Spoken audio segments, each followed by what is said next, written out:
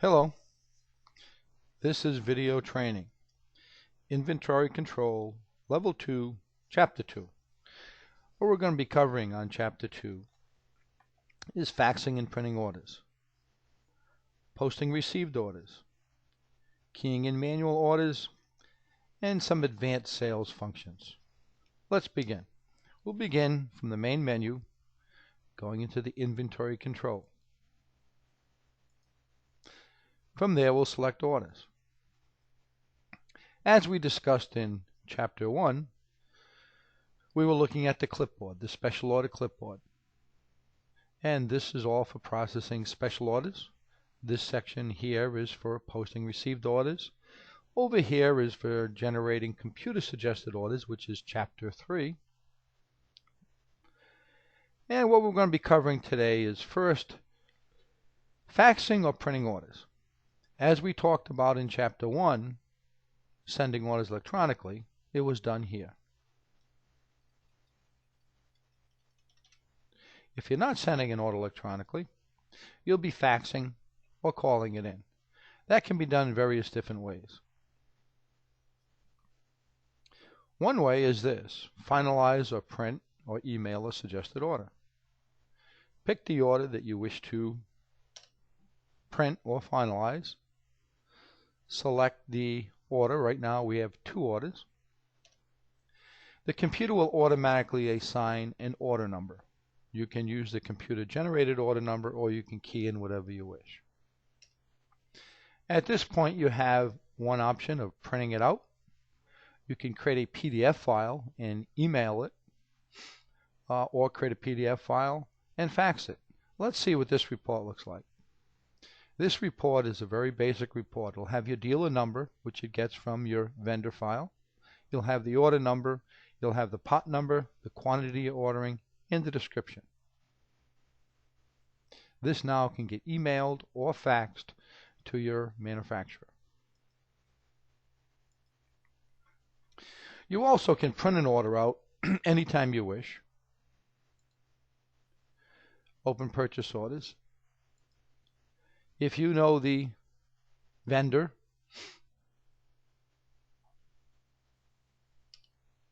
and the order number,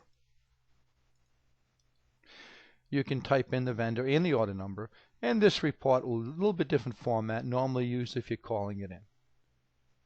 This will have the pot number, the description, the quantity you need to order, the actual cost, and the retail. And if there's a difference in pack size, it'll give you the pack size status.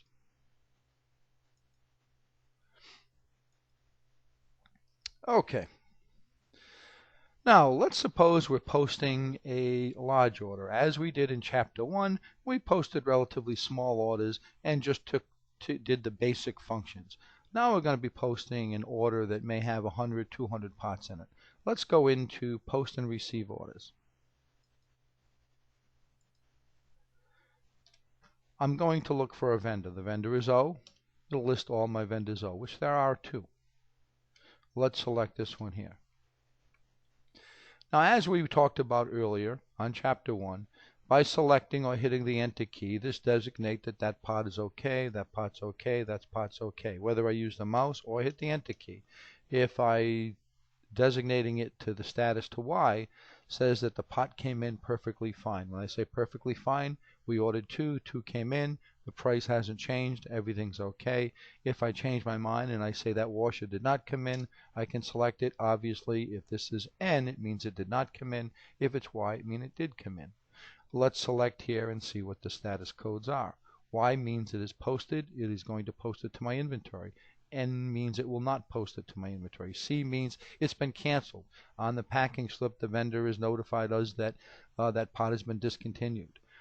Partial means that we haven't received the whole order yet. For example, if I ordered 12 here and 6 came in, I would want to change that to 6. That would automatically get changed to P, which means 6 more are coming at a later time. Or in B is back ordered. Okay, let's do some advanced options here. Let's do this. Let's suppose that I have a order with 100 pots in it, like I do now, and I have an option. I can select each line, and verify line by line. Maybe I don't need to do that. Maybe I'm looking at this 100-pot order, and if it's something that you have a manufacturer file for, prices should be very consistent and not change. So let's suppose this whole order came in okay, except for 3 pots. Well, one of the options I can do is select this button here, Order Status Mass Change. You select Order Status Mass Change, F7, and what it'll say, it'll basically say Order Status from. I want to change anything that's N to Y. Change order status from N to Y. What we're basically telling the computer is that everything on this order came in perfectly fine. And let's just say yes. And it has gone through those 100 pots and basically done the same thing as me clicking on each individual pot. Now, if I know that there are 3 pots in here that didn't come in okay, all you'd have to do is click on the ones that did not. For example, suppose this nut. Maybe 12 didn't come in, maybe only 6. Well, I can just type in 6. What it did, it changed that to 6, changed that to a P automatically. And now when I post this order, it is going to put 6 into inventory and come back here and back order the remaining 6.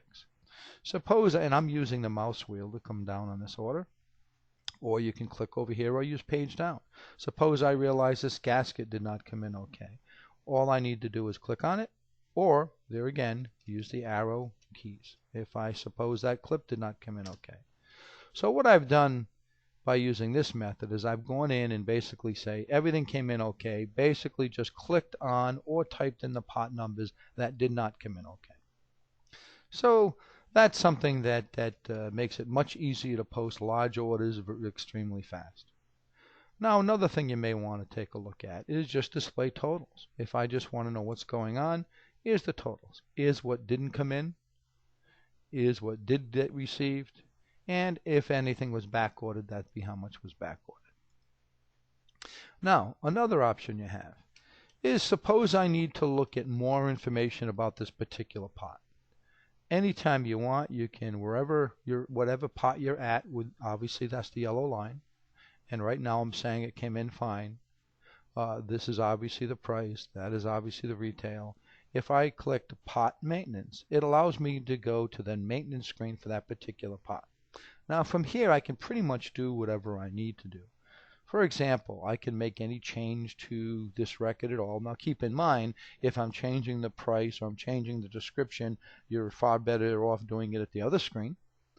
But you can also look at maybe statistics. Maybe I need to look at my sales statistics and see what's going on. There again, maybe clicking statistics and options, maybe I need to add alternate numbers. Maybe I need to look and see who's buying this pot. In other words, who's buying it. Do a pot inquiry, which will tell me everything I want to know about this pot. So there again, this is something that's a little bit more advanced. By hitting pot maintenance, you can find out anything you want about a particular pot. Another option we may want to look at, mass change cost. Let's take an example. Suppose we ordered from a particular manufacturer and he said, look, on this particular order, we're going to give you a 10% discount on this one particular order. So we're looking at this order, and because maybe it's a spring dating order, we know we're going to be getting 10% off. Well, we don't want to go in and be typing, changing every single cost and every single record, so why don't we do a mass change cost? So we can click here, and let's just suppose we want to take 10% off. Now keep in mind, let's take a look here of what these costs are. Now when I hit this, notice the costs all went down 10%. Now it does not affect retail, it only affects cost. Second thing that we may want to look at is, for example, suppose this pot right here is back ordered. Well, what I could do is select here and say it's back ordered. And now what I may want to do is put a little note over here. This note section is basically used when somebody hits the F7 key, which we went over in Chapter 1, where somebody's calling up and saying, where's my special order? I ordered these pots. Or if somebody in service is trying to find out when's this pot going to come in, it's been ordered, I want to know when it's going to come in. This note is going to show up when anybody does a special order inquiry or wants to find out what's going on with this order. I need to know what's going on with this pot. So whatever you put in this note section is going to show up there. So it's a good way to let customers know when they call anybody that hits that F7 key in the sales program that says special order pot inquiry, this is the message they're going to see. Let's just say we can want to say back ordered maybe 3, and there again it's much bigger than it looks. Now this message right here that I put in here will now show up anytime somebody asks a question about this pot and wants to know the status of this particular pot. So keep that in mind. It's a very useful tool. So now when somebody calls up and somebody's at the counter, they'll be able to give that customer accurate information. Okay, so we've gone over some different options here. Obviously, getting into the maintenance program, changing the cost, displaying totals, doing a mass change, and obviously you can do other things. For example, suppose I mass changed everything to Y and I changed my mind. I don't want to do that. Well, I can put it back to the way it was just by saying, okay, let's go in and let's change this here. We're going to change everything from Y to N. And now we just told the computer that everything didn't come in okay, except for the ones that I've changed to back ordered and partial. We want to go back again, so it's very flexible. I want to change N to Y. Change N to Y. Everything now just came in. Obviously, the things that are back ordered and partials haven't been affected. If this particular pot didn't come in, click on it, it didn't come in. When I'm ready to post this to my inventory, obviously we're going to hit exit and update. Do you want to post this to your inventory? At this particular time, when we say yes here, what it's going to do, it's going to go through this whole order. It's first going to look at that clipboard that we went over in chapter 1, special order clipboard. Are any of these pots waiting? Are any of these pots that are being received here, are customers or service waiting for any of these pots? If in fact they are, it's going to give me that report that we went over in chapter 1 that shows me where these pots are going.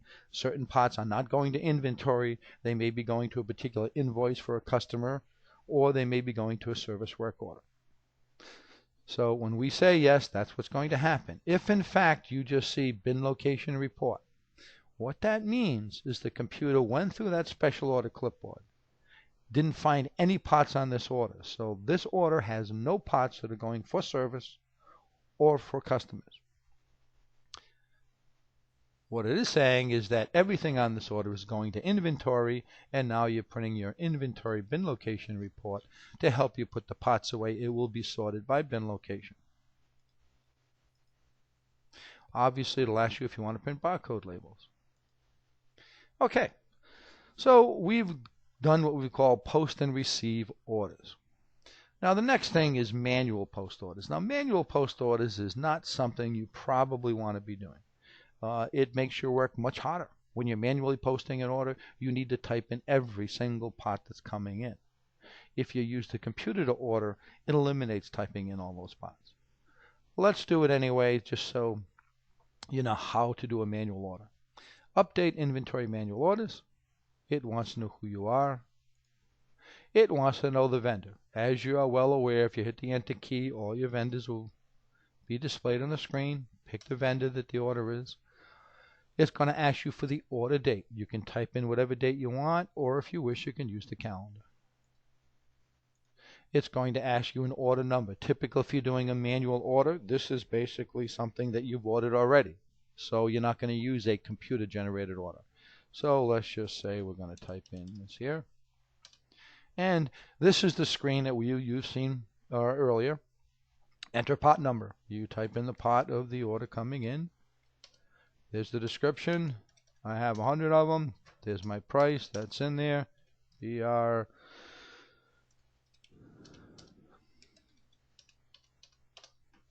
And so on and so on. So you can type in any pot you want. There again, it's the same as what we went over on chapter 1, level 1, adding inventory. It's pretty much the exact same screen, except now we're adding this as an order. Now, keep in mind, when we're done here, and we have an order of $250 so far, and we hit the escape key, it's now going to ask me if we want to print this order, because we're not adding inventory now. We're telling the computer a box just showed up, and now we need to put this away. So we may want to get a printout of it, and this is what it looks like. It basically just has the pot number, the quantity, and what this pot is actually costing you, and now the computer is recording this. for history, that you'll always be able to see, okay, as of this date, this order came in and that's what it should have cost me. And now we'll print a bin location report. Now, keep in mind that if in fact, even when you're doing a manual order, if in fact it looks at their clipboard to see if any parts customers are waiting for. So if any customers or any service work orders were waiting for parts in this manual order, it would have came out with a message saying there's a part out there that is for a customer. So that no matter whether you do a computer generated order or whether you do a manual order, it is always going to check the clipboard and notify you if anybody is waiting for those parts. It does that because it assumes that if parts are coming in and a customer or a service work order is waiting for that part, that's more important than putting it away on the shelf. It'll give you the option of saying, do you want to put this to the customer's invoice or the service work order, or would you rather put it to inventory? You have the option of doing whatever you wish. In this case, I'm going to print my bin location report. And if you wish to print barcode labels, obviously you can. So that's posting a manual order. Okay. One other thing we just want to cover. Look at some of the reports here. Obviously, we have open purchase orders. We've gone over that. Special order report. Special order report is basically just looking at what's on that clipboard. You can look on it various different ways. Keyword, by customer, by ship code, by receipt number, by phone number. Normally, there again, the default is by vendor and part. Do you want to see parts that have not been ordered? Do you want to see just parts that have been ordered? Do you want to see all parts, ordered or not? Do you want to see one particular vendor? No. Let's see what that report looks like. It'll list every single vendor and whether they've been ordered, when they were entered into the system, when the customer requested them, when they've been ordered, if they've been ordered. If they have been ordered, it will have the PO number and the vendor you ordered it from.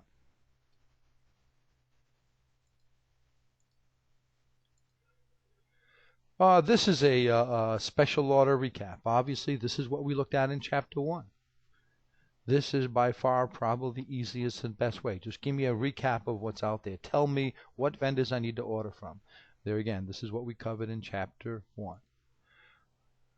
Outstanding special order deposits. If you just want to know how much money you have of customers that haven't picked up their parts. Special order exceptions. This is very important. Service only.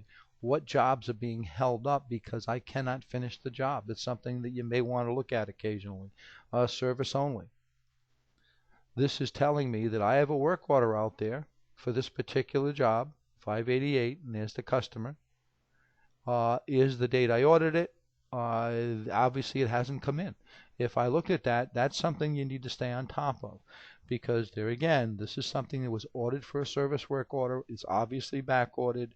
You need to talk to your parts manager and say, look, get on the internet, call up some other dealers. I'm going to have a customer yelling and screaming at me very shortly if we don't get that part in. He doesn't want to hear that the part's back ordered. So there again, that was special orders exceptions. Special orders completed. This would give you a listing of special orders that are completed and the people haven't picked the parts up yet. And you may want to email them. You may want to send a reminder to say, hey, look, we've had parts here for 3 weeks. Come and get them. Back orders only. You can print labels anytime you want, whether you want to print received order labels, barcode labels, bin location labels. And your email log. Your email log will basically inform you of all the customers that have been notified that their parts have been received, and as well as ones that have not been notified. Okay. Next, we're going to just show you a couple of options that you haven't seen in the sales program. So let's get out of the ordering section, and let's go into sales. Now, we've gone over, obviously, the F1 and the F2 and F3 and F4. We've gone over special order inquiries. We've gone over doing part returns. But let's assume we do this here. What we're going to do is show you something we didn't show you earlier. Suppose I go in and a customer comes walking in the door and I do not have these buttons disabled. In other words, I actually sometimes use F1 and F2. As we discussed in an earlier chapter, you can disable some of these buttons. But let's go in and start off using F1, which means I don't really care about who the customer is. And now I'm going to hit the Enter key. And now all of a sudden this customer says, okay, I want this particular pot here, and I'm typing in a pot number, and maybe he wants 5, and I'm going to type in 5. And as we discussed in Chapter 1, it came up and said, oop, I don't have this pot. What do you want to do? Well, we want a special order. Now, the problem is I didn't give the customer his name as we went over in Chapter 1. So now the computer is saying, okay, we want the name of this customer. Who is he? Let's just say it's John Jones or Joe Jones. And it also wants a telephone number. And he wants you to order 5. Well, there again, like I said, you need to have a name to order pots. You need to have a telephone number to order pots. This customer is not in my database. I elected not to put him in my database. And let's hit the Enter key. And he wants it on the stock order. So what we have now is $148 worth of pots that we need to order. And maybe he also wants some of these pots here. Let's say he wants 5 of those. And let's just do a pot lookup here. I'm going to do a pot lookup. And maybe what we're really going to do here is we're looking for a, let's say, well, let's do this here. We'll do a keyword search for a prop. And let's put that on our invoice. And let's do a keyword search for a certain size tire. And we're going to put that on our invoice. Now, let's suppose that we want to order pots for a pot that we have in stock. So I'm going to type in this pot right here. And I just want to check inventory. I'm just going to hit the escape key. So now we've checked inventory. I see that I have 638, but I'm going to order some pots for this customer anyway. So, as we discussed in Chapter 1, we're going to do a special order, and we want to order 100. So there again, we're ordering some pots for pots that we really have in stock, ordering some pots for what we didn't have in stock. But there's one feature that we didn't go over yet. And that is that now I'd changed my mind. I'm looking at this customer, and he's spending $744 worth of pots. He wants me to order another $464 worth of pots. I initially went in and said, I don't care about this customer. I don't really care about getting him on my file. I really don't care about getting his email address. But now I do. Now he wants to special order some pots. I want the computer to automatically notify him when the pots come in. Well, I can't do that if I went in with F1 because the computer does not know his email address. So you can go back to the very beginning anytime you want. You can be in the middle of an invoice, and if you want to go back to the beginning, you can use this button here, change sales parameters, or as I discussed in earlier chapters, using this option may be the easier of the two because it shows you everything, all the different options that you can do. I want to go in and update my sales parameters. It brings me right back to the very beginning. Now, when we initially went into this sale, we elected to use F1, which means I don't care about the customer. It's just going to have a cash sale on it, and that's it. Now I want to add this customer to my database. I changed my mind. I've added a bunch of pots. I've done a bunch of things, but now I've changed my mind. I want to do something different. Well, there again, the system is flexible enough to handle that kind of stuff. We're going to go in now and say customer with tax. Now, if this customer was in my database, I would type in his telephone number and he'll pop up on the screen, just like we went over in Chapter 1. Or I could type in his name and select him from the list. If he's not in my database, there again, I'm going to just type in his telephone number or any number. If that customer was in my system, obviously it would come right up to that customer. This customer is not in my system. So I'm going to hit the Enter key. It's going to do exactly what it did in Chapter 1. It's going to come as close as it can to that number. It's not out there. I would basically see, okay, this customer is not in my system. I need to add him. So we're now going to add this customer. Okay to add, yes. And there again, this is exactly the same thing that we went over in Chapter 1. We're just going to put his name. And now we're going to go in and we'll put his email address.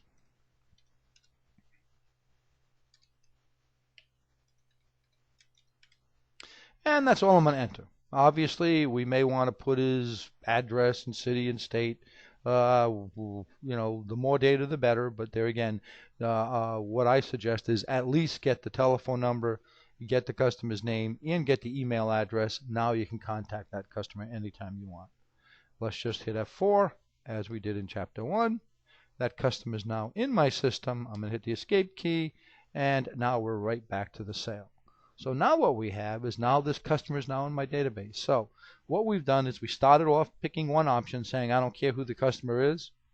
Right in the middle of the sale, right in the middle of $1,200 worth of sales that we're making, we've decided that we want to add them. And you can do that by going right back to the beginning here. Now when we cash this out, obviously we have our deposit. If I decide that I want to do $400, obviously, and that's the total amount due. And if it's cash and we do $1,500, then we're going to give them $353 back. Okay, so what we really covered there is just how to go in, basically telling the computer that you started off using one of these options and now you changed your mind. You want to go back to this screen and totally change the option. Maybe I want to change it from a over-the-counter sale to a mail order over the counter. So you can go back and forth and change options right while you're in the sales program without starting from the beginning again. Okay, that concludes Chapter 2.